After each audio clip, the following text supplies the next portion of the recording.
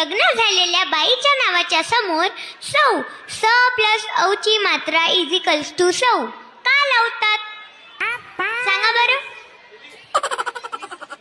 जाऊ द्या मीच सांगते. कारण 100 माणसांची ताकद एका बाईमध्ये असते म्हणून सौ के बराबर 1.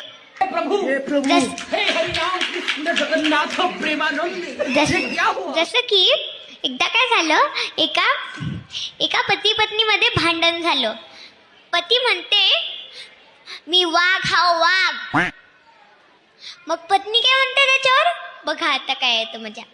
पत्नी म्हणते तू काही खरा वाघ बिग नाही, मी आव खरी वागीन मी. तो म्हणते कसं.